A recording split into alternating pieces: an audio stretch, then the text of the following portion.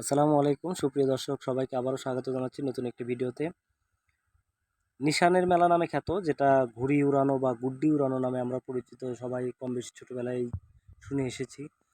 সেই গুড্ডিরই একটি জাত, ঘুড়িরই একটি জাত নাম হলো দাঁড়িয়াল।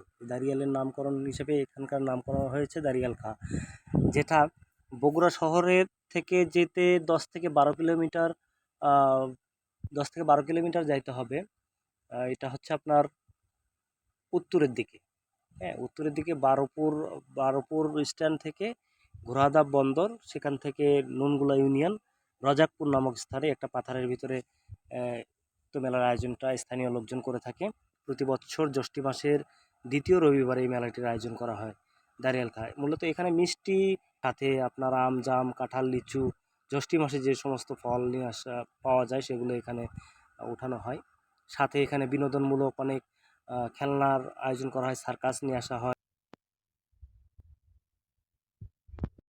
এখানে হরেক রকমের মিষ্টি, বাহারি রঙের মিষ্টি দেখবেন, বড় বড় মাছ, তারপরে বিভিন্ন আকারের মিষ্টি, যেগুলো আসলে দেখতে অনেক লোভনীয় এবং সুস্বাদুও বটে।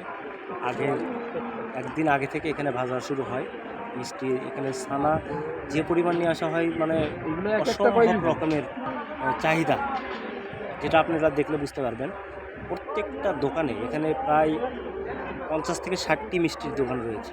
প্রত্যেকটি দোকানে পর্যাপ্ত পরিমাণের মিষ্টি এখানে তৈরি করা হয়েছে, এবং এটা মেলার আগের দিন থেকে শুরু করে মেলার শেষ দিন পর্যন্ত, অর্থাৎ 3 দিন পর্যন্ত এটা চলতে থাকে।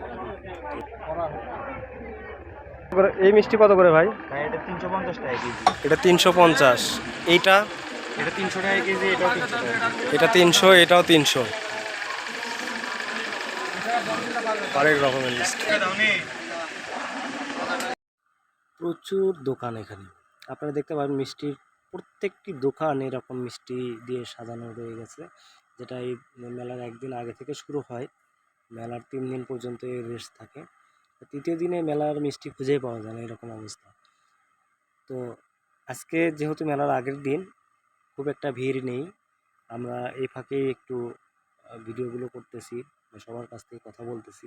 এটা একটা স্পঞ্জ মিষ্টি। এখানে মিষ্টি বানানো হচ্ছে।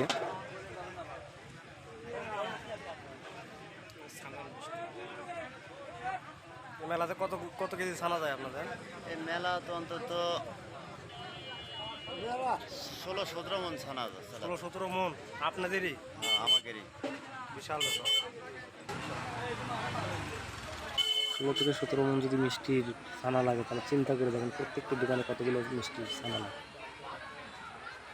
এখানে সাথে আরও আছে নানান রকমের লোভনীয় আচার, বিভিন্ন জাতের আচার, তেঁতুলের আচার, খেজুরের আচার, যেগুলো আসলে আমরা সচরাচর শুনি না, সেই সমস্ত আচারও এখানে পাবেন প্রচুর। এই আচারের দোকানই এখানে প্রায় 8 থেকে 10টি আছে। তো আপনারা যারা টক প্রেমী বা এই আচার প্রেমী, তারা এখানে আসতে পারেন, দেখতে পারেন, খুবই ভালো লাগবে। আশা করি এই মেলাটাতে আপনারা ঘুরলে বা দেখলে মনটা অনেক ফ্রেশ হবে, এবং আপনাদের পছন্দসই অনেক জিনিস কিনতে পারবেন।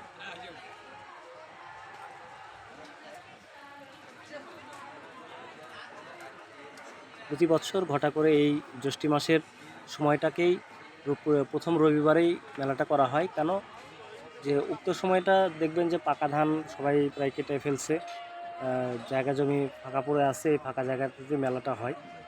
আর সবার ঘরে ঘরে ধরতে গেলে নতুন ধানের একটা আমেজটাই অন্যরকম। নবান্ন উৎসব যেরকম সেম জিনিসটা, এটা নবান্নর মতনই, কিন্তু জ্যৈষ্ঠ মাসের ষষ্ঠী মধুর মতন।